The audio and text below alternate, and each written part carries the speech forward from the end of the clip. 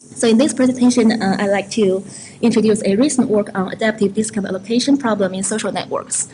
This is a joint work with Dr. Xiaojie Tang from JSON. In this work, okay, so first let's briefly talk about the background of discount allocation problem in social networks.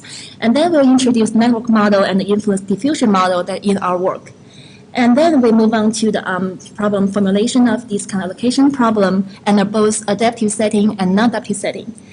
And for adaptive setting, we are able to derive a series of adaptive policies that with bounded performance ratio. And for non-adaptive setting, we are able to apply a greedy algorithm that can achieve a constant approximation ratio. And at last, we'll present the result for performance evaluation on real data. So first, let's briefly talk about the background of discount allocation in social networks. So I believe that everyone here is familiar with social applications like Facebook, Twitter, YouTube, and so on. So all of these social networks provide a platform for us to exchange ideas, make comments, get information about the topics and people we are interested in. So a recent report reveals a dramatic growth of Facebook user population for the past 10 years. So back in 2006, Facebook had 12 million users, but this number reached 1.5 billion last year. So such a rapid growth in the user population makes social network a very attractive platform for companies to launch business campaigns to promote their products in social networks because of the large number of audience out there. Right? So imagine a scenario where a company wants to promote their product. They have a limited budget, and they want to select a set of highly influential users from the social network, offer them discount to motivate them to purchase the product, and hopefully they can propagate the product information to their friends, and their friends will continue to propagate this information to their friends as well. So in this way, a large cascade about this product information will be triggered in the social network. So given a limited budget, a question is, how does the company allocate this budget to offer discounts to the set of users, right? And also given multiple possible discount rates that can be offered to each user, then what's the discount should be offered to each user, right? So in the context of this problem, we are interested in how to allocate a limited budget in order to offer discounts to the users in order to trigger a very large cascade of the information about the product. Okay? Suppose we have choose these two kids and offer them discount. So we're looking for the best way to allocate the discount. Okay? So first, I will introduce the network model in our work. So we use a fairly common network model used in the literature. So we use a directed graph to represent, to capture the structure of the social network. So a social graph composed of a set of nodes representing the users in the social network, and a set of edges, and each edge represents the social ties between a pair of users. And each edge in the social graph is weighted, and this weight is called influence probability, which measures the strength of the influence between a pair of users. So if the influence probability between a pair of users is higher, it means that a user will be highly likely to influence his friend. Okay? So, and then our influence model is consisting of two stages. Okay, the influence propagation process consisting of seeding stage and diffusion stage. So in seeding stage, we try to select a set of users, provide discount to each of them, and the users, once a user is offered a discount, she may or may not accept this discount, right? So those users who decide to accept this discount and purchase the product will become the signals in diffusion stage. So the signal will be able to propagate the information about the product in diffusion stage. And there are also maybe users who turns down our discount offer. So this set of users will not become the signals to propagate the information. Okay. So there's a relevant topic on the study of influence maximization problem. So given a social network to find a set of influential users in order to trigger a large cascade, which is very similar to our problem. However, almost all existing work assume that the discount rate offered to each user is fixed. And also, once a user is offered a discount, then this user will for sure to accept this discount. But in our work, we consider a more realistic model where we consider that this user may turn down the discount offer. So in this case, we can kind of retain this budget and reallocate this budget to other users, right? So we introduced the concept of adoption probability, which measures, which captures the uncertainty about whether a user will accept a discount offer offered to him, right? So there's a unique challenge of our work. We need to incorporate all of this feedback from the users to the discount rate, whether or not they will accept this offer into our model. So, and also actually estimating the adoption probability for a user with respect to a discount rate is very hard, because the decision on whether to accept a discount offer can be affected by many factors. For example, the discount rate itself, either it's $5 or it's $500, it will affect whether this user will choose to this product or not, right? And also whether this user is interested in this product. So if she has no interest in this product, then no matter how many maybe discount we offer to her, she will not accept this offer, right? And purchase this product, right?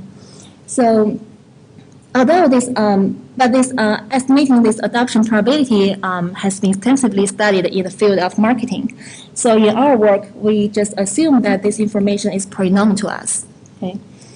The adoption probability used in our work, we have an assumption on this adoption probability function that although this adoption decision can be affected by many factors, but it's reasonable to assume that for every user, the adoption probability should be increasing with the discount rate, right? Which means if if a user is offered a higher discount, then she is more likely to adopt this discount, right?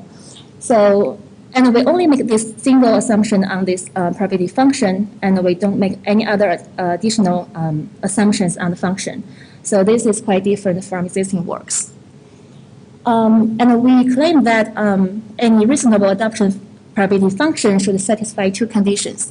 The first one is if a user receives multiple discounts, then her decision on whether or not to adopt this discount is based on only the discount with the highest rate. For example, if a user is offered $5 discount, $10 discount, and a $15 discount, then whether she will adopt this discount only depends on if she wants to purchase this product with $15 discount, right? So the $5 discount and $10 discount are not so attractive at all, right? And another condition is that if a user accepts a discount with a certain rate, then she will for sure to accept a discount with a higher rate. For example, if a user already chooses to purchase a product with a $5 discount, then for sure she will purchase the product with a $15 discount, right? So our adoption model here actually satisfies the assumption we just made and two conditions we just mentioned. Okay? So denote D prime as the highest discount offered to a user. Choose a number G randomly between 0 and 1. If this number is greater than the adoption probability, then we say that V adopts this discount offer D prime. Otherwise, we say that this user turned down all the discount offers. Okay? And because we just said influence diffusion process is composed of two stages, right? The seeding stage and diffusion stage. So in seeding stage, we have already chosen a set of users to offer discount. And some of them become seed nodes, right? Because they adopt the discount. And some of them not. So in diffusion stage, starting from these seed nodes, the information can be propagated throughout the social network.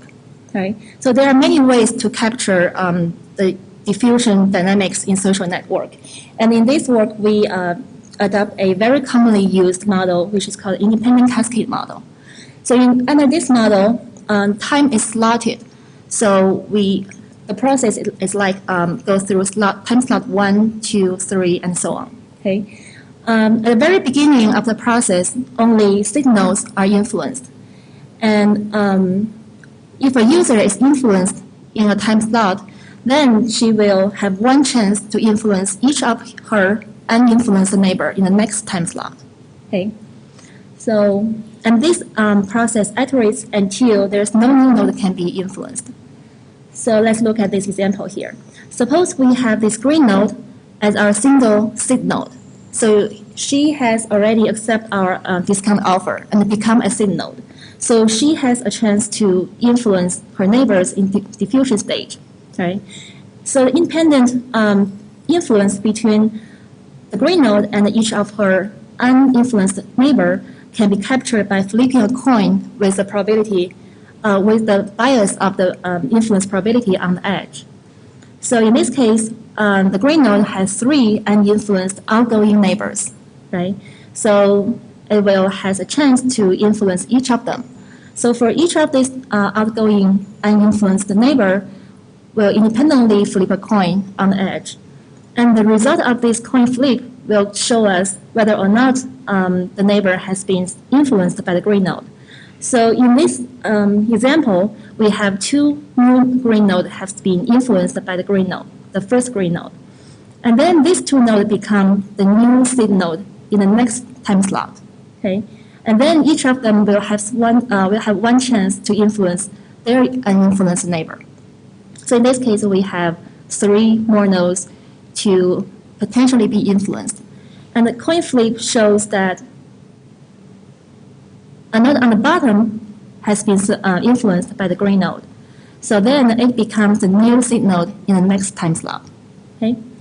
And then it has one chance to influence each of her uninfluenced outgoing neighbor, and then a new node being influenced. And this process keeps going on, and we can observe that more and more users being influenced.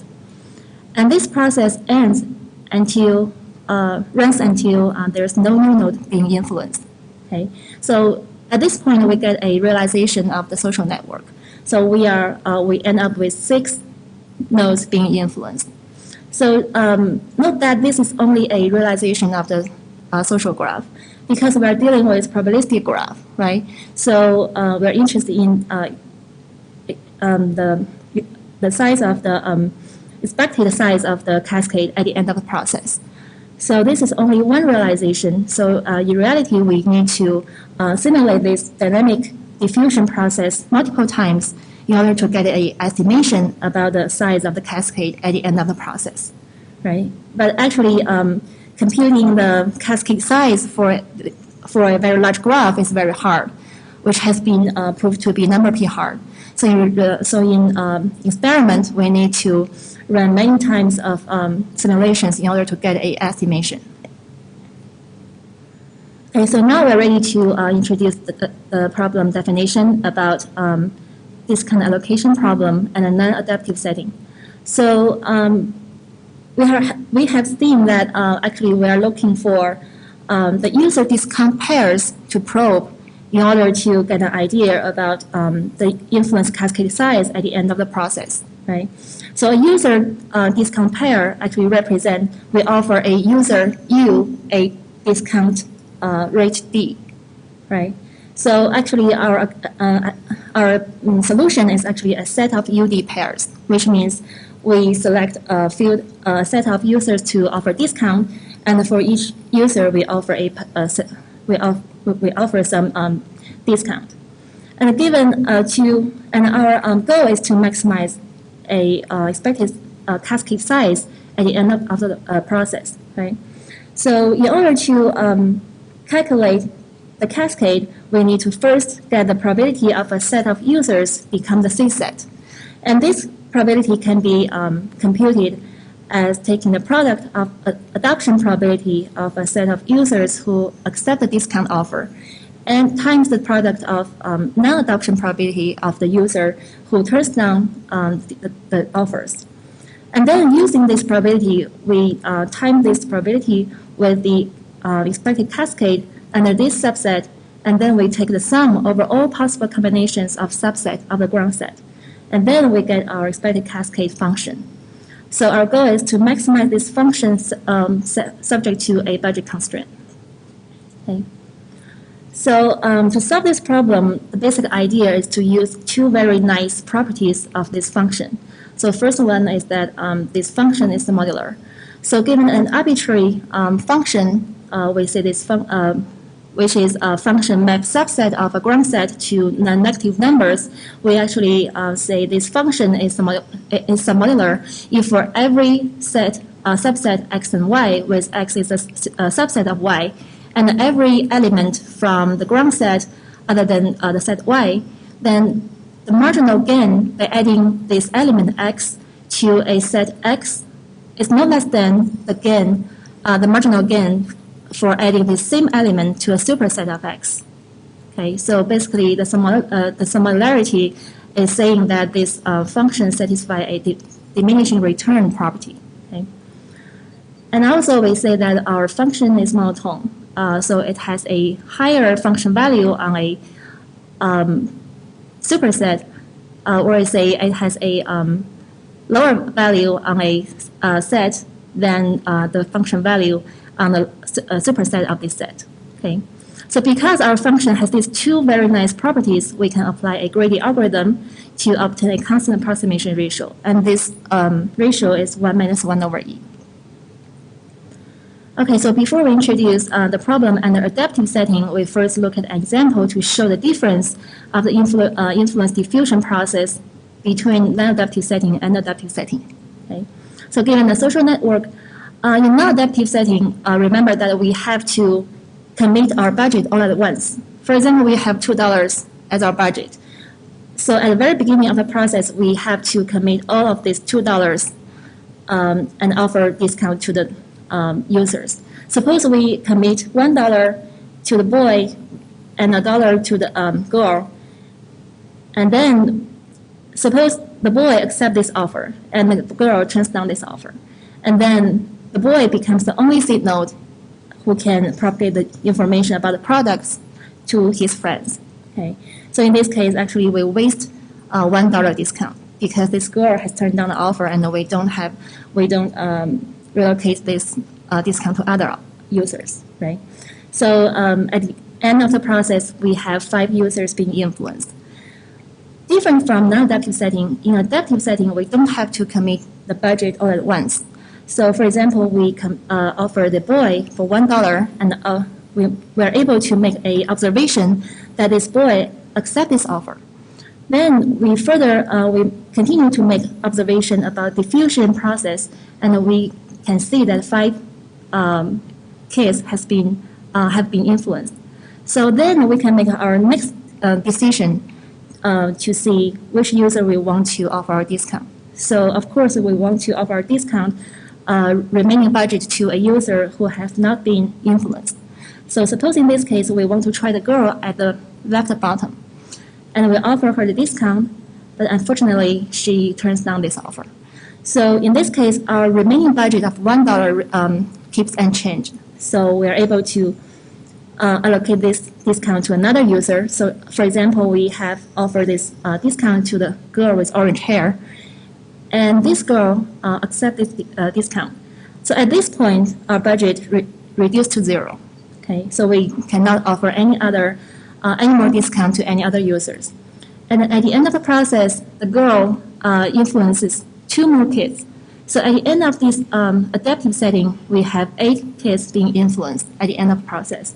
So we can see the basic idea about adaptive setting is that we can probe the user discount pair one by one based on our observations, whether the users accept the discount or not, and also based on the diffusion process actually taken place. Okay, so I'll not go to details about this one, but our goal is to find a adaptive policy. So right now it's not a fixed kind of solution, like which user, we select a set of users and we offer them, each of them a fixed discount. Actually, we are looking at a policy that tells us in what sequence we can probe user discount pairs in order to get a better result in terms of the cascade size. Okay, so actually we want to maximize the cascade size subject to a budget constraint. So in order to solve this problem, we first propose a greedy policy, which is a iterative process. So in each round, we probe the user discount pair that maximize the ratio of expected marginal benefit over the cost. And if this user accepts the discount, then we reduce our discount from the budget, and then we remove this user from consideration in the following rounds, and then we move on to the next round. And if this user turns down this discount offer, we simply discard the user discount pair, not the users, right? And move on to the next round. And in this case, our budget remains unchanged. And this process iterates until either our budget is used up or users have been probed at the highest discount rate. Okay, so let's look at an example to show the process of this adaptive policy. So suppose we have $2 as our budget, and we want to offer some user in this very simple social graph. So in the first round, we want to find a user discount pair that maximize the marginal increase of cascade over the cost. So in this case, we probe this boy with $1 discount. And we are able to make a observation in our adaptive setting. And in this case, the boy accepts this offer and become a signal and be able to propagate the information to his friends. And we continue to observe the diffusion process, and we are able to observe that the girl being influenced by the boy, and the boy on the bottom with the red hair is failed to be influenced by the boy. And then the girl will be able to influence the gentleman here, but he refused to be influenced. So at this point, this diffusion process ends here, and we are ready to make our next decision because we still have $1 discount budget, right? So in the next round, we are looking for the user discount pair that actually gives us the maximum marginal increase of the cascade. And then we choose this boy to offer him $1 discount. And we observe that this boy turns down the offer, and our budget remains unchanged as $1, so we are able to assign this dollar to another gentleman here. And we observe that he accepts this offer and influenced this lady with yellow hair. Okay. So the performance of this greedy policy actually is a very simple policy, but we are able to derive a general bounded performance of this policy, which is at least 1 minus 1 over e to the power of b minus d max over b of the best policy. So in the worst case, we can see that this performance ratio can be 0, right? So which means in the worst case, this greedy policy itself may have a arbitrarily bad performance. So we use an example to show this worst case, to show this worst case, and see how the performance of this greedy policy will be under this case. So suppose we have a social graph consisting of n users with one single node on the left and a clique on the right-hand side consisting of n minus 1 users. So in total, we have n users. And suppose we have possible discount rates can be offered to each user in our social graph, which is 1 over n dollar discount or $1 discount. And we have a budget of $1.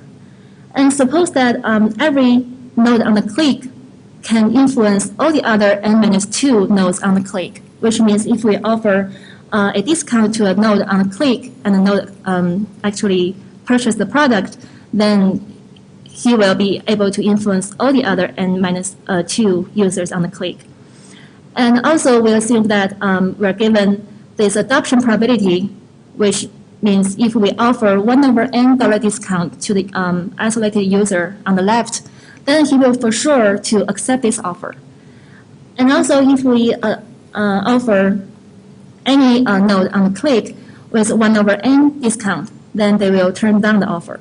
But if we offer $1 discount to any node on the click, they will accept this offer for sure.